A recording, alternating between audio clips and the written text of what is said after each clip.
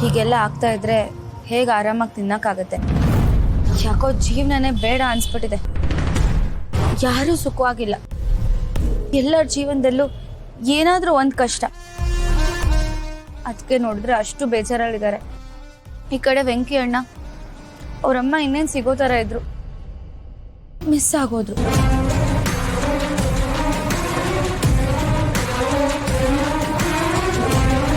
ಅವನು ನೋಡಿದ್ರೆ ತುಂಬ ಹಿಂಸೆ ಆಗುತ್ತೆ.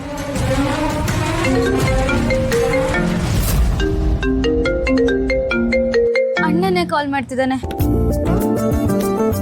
ಹಲೋ ಅಣ್ಣ, ನಿನ್ಗೆ 100 ವರ್ಷ ಆಯಸ್ಸು ಕಣೋ.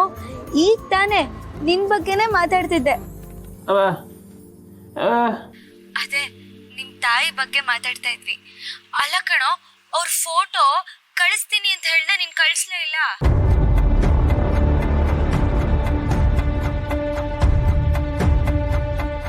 ಅದೇ ಜಾನು ಅವರೇ, ಆ ಫೋಟೋ ಅಲ್ಲೇ ಕಳ್ದೋಯ್ತಲ್ಲ, ಅದಕ್ಕೆ ನಾವು ಮತ್ತೆ ಚರ್ಚ್ ಹತ್ರ ಹೋಗಿ ಫಾದರ್ ಹತ್ರ ಇಸ್ಕೊಂಡು ಫೋಟೋ ತೆಗೆದು ನಿಮಗೆ ಕಳಿಸ್ತೀನಿ. ಕರೆಕ್ಟು. ಮೊದಲು ಆ ಕೆಲಸ ಮಾಡಿ. ಅಟ್ಲೀಸ್ಟ್ ಫೋಟೋ ಸಿಕ್ಕಿದ್ರೆ ಜಯಂತ್ ಅವರು ಅವ್ರನ್ನ ಹುಡುಕಕ್ಕೆ ಹೆಲ್ಪ್ ಮಾಡ್ತಾರೆ ಅಲ್ವೇನ್ರಿ? ಖಂಡಿತ ಜಾನ್ವಿ ಅವರೇ, ನೀವೇನು ಯೋಚನೆ ಮಾಡಬೇಡಿ. ಫೋಟೋ ಕಳಿಸ್ಕೊಡಿ, ನಾವು ಹುಡುಕೋ ಪ್ರಯತ್ನ ಮಾಡ್ತೀವಿ. ಅದು ಜಾನಿಯವರು ಚಾಟ್ಸ್ ತಿನ್ಬೇಕು ಅಂತ ಆಸೆ ಪಟ್ರು, ಹಾಗಾಗಿ ಹೊರಗೆ ಕರ್ಕೊಂಡ್ಬಂದ್ರು. ಸರಿ, ಹಂಗಾರೆ ನಾವು ತೊಂದರೆ ಕೊಡಕ್ಕಿಲ್ಲ, ನೀವು ತಿನ್ನಿ, ನಾವು ಆಮೇಲೆ ಫೋನ್ ಮಾಡ್ತೀವಿ.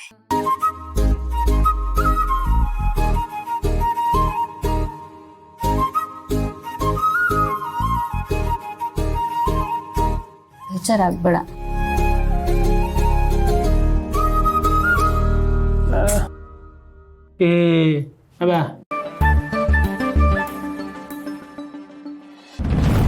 ಏನ್ರಿ ಮುಖ ಇದ್ದಕ್ಕಿದ್ದಾಗೆ ಒಂಥರ ಆಯ್ತು?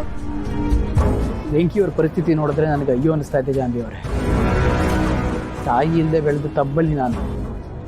ತಾಯಿ ಪ್ರೀತಿ ಅನ್ನೋದೇನು ಅಂತ ನನಗೆ ಗೊತ್ತಿಲ್ಲ ಸರಿ, ಆದರೆ ಇರೋ ತಾಯಿನೂ ಕಳ್ಕೊಂಡ್ರೆ ಅದರ ದುಃಖ ಎಷ್ಟಿರುತ್ತೆ ಅನ್ನೋದು ನನಗೆ ತುಂಬ ಚೆನ್ನಾಗಿ ಗೊತ್ತಿದೆ. ಹೌದು ರೀ, ಅಣ್ಣನ ನೆನ್ಸ್ಕೊಂಡ್ರೆ ತುಂಬಾ ಸಂಕಟ ಆಗುತ್ತೆ. ಎಲ್ಲ ಇದ್ದು ಏನು ಇಲ್ದೇ ಇರೋ ತರ ಇದ್ದಾನೆ. ಆದಷ್ಟು ಬೇಗ ಅವ್ರಿಗೆ ಅಮ್ಮ ಸಿಗ್ಬೇಕು. ಫೋಟೋ ಸಿಕ್ಕಿದ ತಕ್ಷಣ ಅವ್ರನ್ನ ಹುಡುಕ್ಸೋ ಪ್ರಯತ್ನ ಮಾಡಿ ಪ್ಲೀಸ್.